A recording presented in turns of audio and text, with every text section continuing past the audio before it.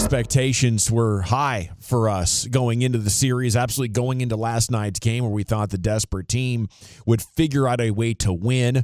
Then they got blown out, but came back and had to figure out a way to lose in the end. Coach PJ Carlesimo covering the finals, and he joins you now here on 105.3 The Fan. And good afternoon, sir. How are you? Excellent, gentlemen. How you guys doing? Oh, we're doing good, you know, all things considered. How would you approach Luka and the narrative that he's unfocused or not playing good enough defensively as a coach? Well, you know, it's you can't just watch. It's a question of what's been going on. You know, all during the year, over the years, early in the playoffs. I actually thought for a good chunk of the playoffs, he's done a really good job not getting distracted by the officials and you know, playing and I think playing better defensively. I think, you know, it's hard when. First of all, when you're being asked to do a lot, and he's obviously being asked to do a lot, particularly the first two games because he didn't have as much help as he'd had through most of the other series in the playoffs, and he's not 100%. There's no question about that in terms of physical or fatigue, whatever you want to call it. I think there's definitely some injuries there, but there's also some fatigue for playing big minutes and being involved literally in every play, and that's the heart of what Boston's trying to do. I mean, they try and target him every chance they get, and when it's not him, they'll try. If he's not on the floor, they'll try and target Kyrie for the same reasons, just to try and fatigue those guys as much as they can. So they'll put them in pick and rolls, they'll post them up, they'll do whatever they can to focus that. And you know, it's not unusual. It's what happens pretty much you know, every night in the NBA from place to place. Most of or a lot of the elite players in the league don't work as hard on the defensive end as they do on the offensive end. The ones that are special and that are really elite, you get that. But even the guys with reputations over the years, some of the really, really good players in the league, they pick and choose when they really turn up the defense, you know, in the fourth quarter or on a certain night against a particular matchup. So, I feel bad. The narrative, I'm actually a little surprised it went as far as it did, because they wouldn't be where they are now without Luka. I think there's a lot of truth to what people are saying, but there's the other side of the situation. You can't, you got to dance with who brung you, and there's no question they're where they are. One, because of Luka, two, because of Kyrie, and three, because of the other guys on the team. But when you get to a situation now in the finals, when the spotlight is on every single possession, every single play, and you got a whole bunch of talking heads like, you know, you four and me and the whole rest of the basketball world here analyzing every possession, saying what's going on, how's this happening? A big part of why it's happening is it's the Boston Celtics, and they're the best team in the league. They've been the best team in the league the entire year, and they have a whole lot of weapons. They can, run at you, and it doesn't matter. You know, normally you can switch and, do something to get out of it. You can't with them because they have too many weapons. They got four guys on the floor always who can put the ball on the floor and beat you off the dribble, and you have usually four guys on the floor who shoot the three very, very well. So there's nowhere to hide anybody. And so everybody gets exposed, and that's what's happening right now. Yeah, Coach, I mean, to your point, in 100%, Boston deserves a lot of credit. One of the stats that's really blown up to support the Luka defensive narrative is the highest blow-by percentage allowed on drives in the series, and he's got almost 68% against Boston. Is that something that you've noticed? I mean, and what does that stat mean to you? Because it's one that really I didn't know about until the series started. Well, what it means is that they try and get him on, primarily on JT or JB to start with, and if not, pick your poison. Derek White and Drew Holiday is no bargain. That's really the issue with these guys. Like, a lot of games you say, well, let's put them on so-and-so, and we won't switch. We'll play the pick and roll a certain way. If they post up, we'll get them out. We'll do whatever. There's nowhere to hide against these guys. You've got four way above average people putting the ball on the floor. And I'm talking to starters. I mean, Peyton Pritchard comes in and he can beat you off the dribble too. Sam Hauser, not as much, but he's obviously a very good shooter. So, I mean, it doesn't matter, even in transition. You know, like coaches always say, well, I want the matchup to be this way. When you're playing a team that likes to get it up and down the floor, as both of these teams do, you really can't control the matchup most of the possessions. It's like you're trying to get back on defense. And guys are grabbing, you know, first guy open or first guy back. So you end up with bigs covering smalls and, you know, things of that nature. Yeah, after a free throw, after a dead ball situation, they're running an out-of-bounds play or something like that. If they chose to walk the ball up the court for whatever reason, you can get guys on who you want to. But then a team like Boston, all they're going to do is just, you know, run a pick and roll or run a pin down or something to get the switch, to get the matchup they want. The blow-bys are happening because they're guarding the best guys in the league. And they're, you know, we got nothing else to do but to chart that. That's something as coaches you chart all the time. And the guys that are on the floor with a player, they know, you know, they know what to expect. They know there's a higher chance of getting caught in a help situation because somebody doesn't do a good job keeping their man in front of them. They did a really good job at times. The defense the Mavs played from whatever the hell that timeout was when they were down 21 till about the 5 or 4 minute mark was as good defense as they played the entire time. But if you think of the possessions, you had Boston kind of pounding the ball, looking like they weren't getting anywhere, the ball going around the perimeter, and, you know, a couple turnovers mixed in. They had 5 turnovers in the fourth quarter because the defense was really good. And it's been like that at times. But over the course of 48 minutes against a guy that is fatigued to begin with because he's trying to do so much. And if you look at Luka's fourth quarters in the series, it's not that he's not a clutch player. You know better than I know that he is a clutch player, but he's exhausted.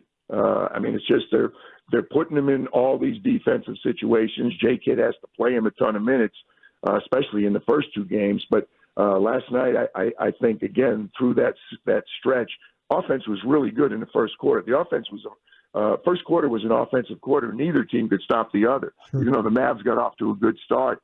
Essentially, both teams were getting whatever they wanted to get, and it was, I don't know, it was in the 30s or, you know, low 30s at the end of the quarter.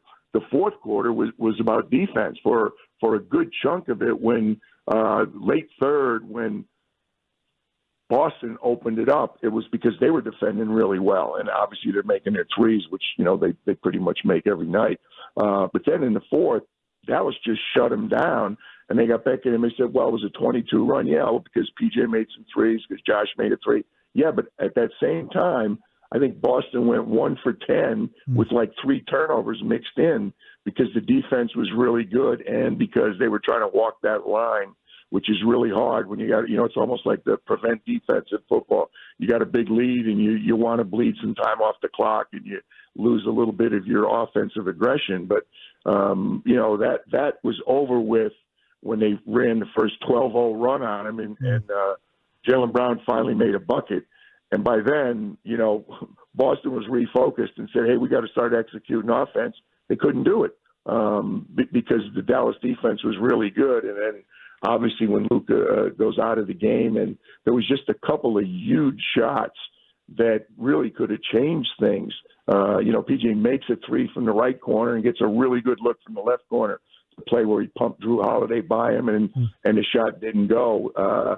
Kyrie, you know, was really good, made some enormous shots, and that one runner he made coming down the left side. But when you dig that big a hole, a 20-point hole, you got to almost play perfect. You got to shut them out, which they did for a big chunk, and you got to score almost every possession. And even with that, you know, when the look that Tim got, Derek White was trying to foul him intentionally. The refs didn't recognize it.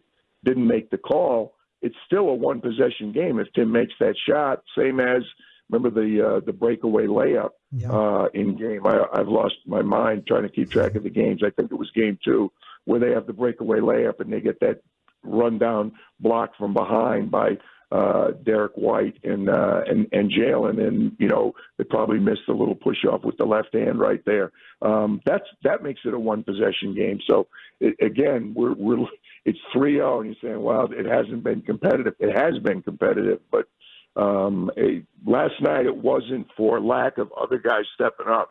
I thought Luka and Kyrie did have it going, and other guys did step up. D. Lively was really good. He was very, very good defensively. He rebounded well, and he finished inside. PJ made some threes, which was, really important. And, they played well. They put themselves in great position in the first quarter. And then in the fourth quarter, when it just looked like, well, this is over. I thought when they were down 15 after 3, we're running all those numbers where Kesty goes, Boston is 12-0 when they lead after 3. And they're 4-0 on the road when they lead. Well, like they come out of the in-between periods, they make 2 threes. It's 21. He said, well, wrap this up. It's over. And like 4 minutes later, it's a 1-point game. So, I feel badly for them.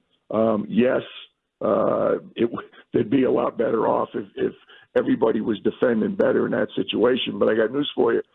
Tomorrow night, it's going to be the exact same thing. If it's a close game in the fourth quarter, they're going to be going at Luka. There's no question about it.